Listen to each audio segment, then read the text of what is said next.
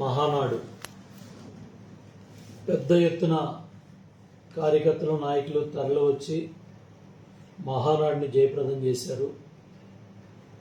ఉభయ రాష్ట్రాలు చాలా పెద్ద ఎత్తున 27, 28 జరిగిన ప్రతినిధుల మహాసభకి వేలాది మంది తరలి రావటమే కాకుండా జాతీయ అధ్యక్షులు చంద్రబాబు నాయుడు గారు దశ నిర్దేశం చేసే విధంగా కార్యకర్తలని నాయకుల్ని కార్యోన్ముఖులు చేశారు. పార్టీ జాతీయ ప్రధాన కార్యదర్శి లోకేష్ బాబు ప్రవేశపెట్టిన 6 శాసనాలు కూడా డీటెయిల్డ్గా చర్చ జరగటమే కాకుండా పెద్ద ఎత్తున రాష్ట్ర వ్యాప్తంగా ఉన్న ప్రజలందరినీ కూడా కదిలిచ్చాయి. అన్నదాత సుఖీభావ కావచ్చు, అన్నదాతలు చేయబోయే సాయం కావచ్చు, ఇరిగేషన్ ప్రాజెక్టులు పూర్తి చేయడంలో కావచ్చు, విశ్వవిఖ్యాత నట సార్వభౌముడు ప్రవేశపెట్టిన సంక్షేమ కార్యక్రమాలన్నీ ముందుకు తీసుకెళ్ళడం కావచ్చు, మహిళా శక్తిని గుర్తించి ముందుకు కార్యక్రమాలు చేయటం కావచ్చు, అదేవిధంగా అన్ని వివిధ రంగాల్లో ఎస్సీ, ఎస్టీ, బీసీ, మైనార్టీ వర్గాలకి ఏ విధంగా సాయం చేయడంలో ముందుకెళ్ళడం కావచ్చు, ఇన్నింటి మీద కూడా డీటెయిల్గా డిస్కషన్ జరిగినాయి. అట్లాగే 29వ తారీఖున జరిగిన బహిరంగ సభకి లక్షలాది మంది తరలి వచ్చి నభూతో నా భవిష్యత్ అనే విధంగా దేవుని గడపలో ఏదైతే జరిగిన బహిరంగ సభ నభూతో నా భవిష్యత్ అనే విధంగా ఉదయం 10-11 గంటలకే లక్షలాది మంది తరలి వచ్చారు.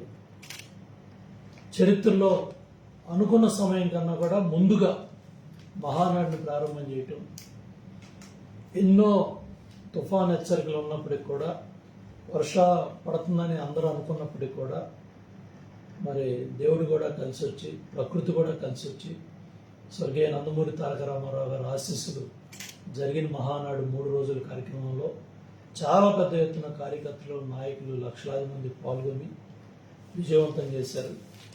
అదేవిధంగా చంద్రబాబు నాయుడు గారి బహిరంగ సభలో ఏదైతే లోకేష్ బాబు మాట్లాడిన మాటలన్నీ కూడా ప్రతి ఒక్క కార్యకర్త, నాయకుడు గ్రామాల్లో తీసుకెళ్తున్నారు.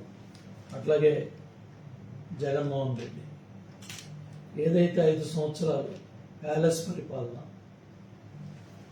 పరదాలు కట్టుకొని ఒక బయో క్రియేట్ చేసి సుధాకర్ని రెక్కలేసి డాక్టర్ గారిని ఏ విధంగా విశాఖపట్నంలో పోలీసులతో కొట్టించాడు, రంగనాయకం అనే ఒక పెద్దమని సోషల్ మీడియాలో పోస్ట్ ఫార్వర్డ్ చేశారని పోలీస్ స్టేషన్లో పిలిపించి అరాచకం చేశారు.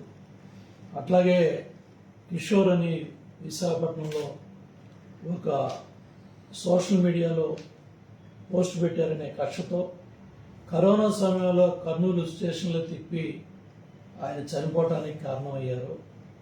అట్లాగే నాసిరకం మద్యం తాగిచ్చి వేలాది మంది ప్రాణాలు తీసిన ఈ దొంగలంతా కూడా ఇవాళ కలబొల్లి కబుర్లు చెప్తా ఉన్నారు, మాకు తెలియదని. ఇవాళ వేల కోట్ల రూపాయలు తరలించి బయట ప్రాంతాలకి, బయట రాష్ట్రాలకి, బయట దేశాలకి ఇవాళ ఈ దొంగలంతా కూడా మాకు తెలియదు, మాకు గుర్తు లేదని మాట్లాడుతూ ఉన్నారు. ఇవాళ ఏదైతే న్యాయస్థానాల ముందుకి పోలీస్ యంత్రాంగం కూడా ఎన్ని వేల మంది చనిపోయారు వీళ్ళ నాసిరకం మద్యం అనేది న్యాయస్థానాల ముందు ఉంచితే ఈ దుర్మార్గులకి బెయిల్ వచ్చే అవకాశం కూడా ఉండదు, వాస్తవాలు బయటకు వచ్చే అవకాశం ఉంటుంది. అట్లాగే జగన్మోహన్ రెడ్డి బెంగళూరులో మకాం పెట్టి వారానికి 1 రోజు 2 రోజులు ఈ ప్రాంతానికి వచ్చి పెళ్ళిళ్ళకో, తద్దినాలకో, రకరకాల కార్యక్రమాల మీద ఇక్కడికి వచ్చి నువ్వేం చెప్పదలుచుకున్నావు, ఇవాళ వీళ్ళు మారరు అనే విధంగా ప్రజలు మాట్లాడుతూ ఉన్నారు. నువ్వు మైలవరం నియోజకవర్గం ఇబ్రహీంపట్నానికి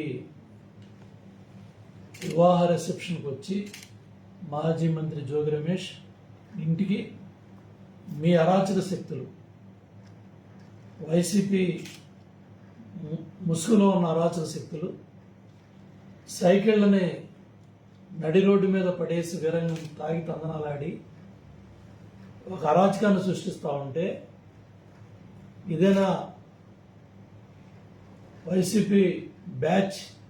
ఈ అరాచక శక్తులు 11 సీట్లు ఇచ్చి బుద్ధి చెప్పిన, 11 సీట్లు వచ్చి తాడేపల్లి ప్యాలెస్కి, బెంగళూరు ప్యాలెస్కి పరిమితం చేసిన, ఇవాళ నువ్వు శుభ కార్యక్రమానికి వస్తానని వచ్చి మీ అరాచక శక్తులు తాగి తందనాలాడి నేషనల్ హైవే హైదరాబాద్ విజయవాడ రోడ్డుని ఎన్ని గంటలు ఆపారు?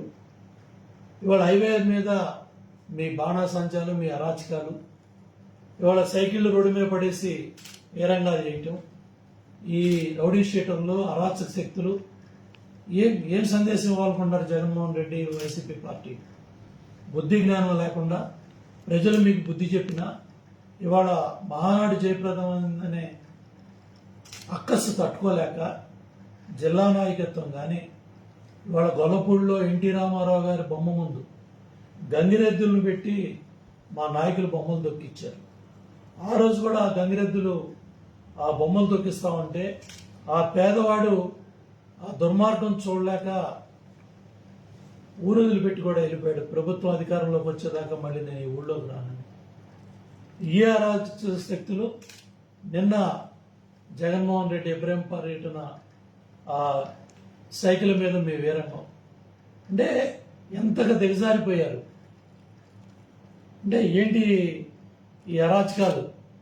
పోలీస్ యంత్రాంగం కూడా కఠినంగా వ్యవహరించి భవిష్యత్తులో ఇటువంటి సంఘటనలు పునరావృతం కాకుండా ఈ రౌడీ షెట్టర్లో ఈ అరాచక శక్తులు తాగి తందనాలాడి ఇళ్లలో పడుకోండి అంతే తప్ప రోడ్డు మీద సైకిళ్ళు మేము రోడ్డు మీద పడేస్తాం, లేకపోతే మనుషులను కొడతాం, ఈ పిక్ పాకెటర్స్ జేబులు కొట్టే కార్యక్రమాలు నిన్న అక్కడ రోడ్డు మీద ట్రాఫిక్ ఆపే కార్యక్రమాలు అంటే హైవే మీద ఇబ్రాహీంపట్నం రింగ్ చుట్టూ ట్రాఫిక్ ఆపేస్తే జగన్మోహన్ రెడ్డి ఆనందపడతాడనా?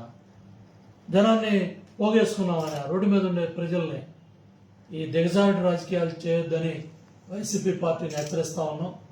అట్లాగే ఈ అరాచక శక్తులు కూడా ఎవరు ఈ దుర్మార్గాలు పాల్పడుతూ ఉన్నారు, ఎవరు ఇటువంటి వాళ్ళ మీద యంత్రాంగం కూడా కఠిన చర్యలు తీసుకొని భవిష్యత్తులో ఇటువంటి సంఘటనలు రాష్ట్రంలో ఎక్కడా పునరావృతం కాకుండా కఠిన చర్యలు తీసుకోవాలని డిమాండ్ చేస్తున్నాను. ఇప్పటికైనా బుద్ధి రావాలి జగన్మోహన్ రెడ్డి బ్యాచ్కి, వైసీపీ నాయకులకి. మీకు ప్రజలు బుద్ధి చెప్పి 11 సీట్లతో పరిమితం చేశారు. వాస్తవాలు తెలుసుకోండి. అంతే తప్ప సైకిళ్ళు రోడ్డు మీద పడేస్తాం, లేకపోతే రోడ్డు మీద ఉన్న జనం జేబులు కొడతాం, తాగి తందనాలాడి కార్ల మీద తాగిన బాటిల్స్ పడేస్తాం, ఇవన్నీ కూడా ఈ తప్పుడు కార్యక్రమాలు. ఇటువంటి అరాచక శక్తుల్ని కంట్రోల్ చేసుకోమని జగన్మోహన్ రెడ్డి పార్టీని, వాళ్ళ నాయకుల్ని హెచ్చరిస్తా ఉన్నాం. ఇటువంటి దుర్మార్గాలు పాల్పడద్దు. ఇటువంటి పాల్పడిన వాళ్ళ మీద కూడా కఠిన చర్యలు తీసుకోమని పోలీస్ డిపార్ట్మెంట్ని కోరుతా ఉన్నాను.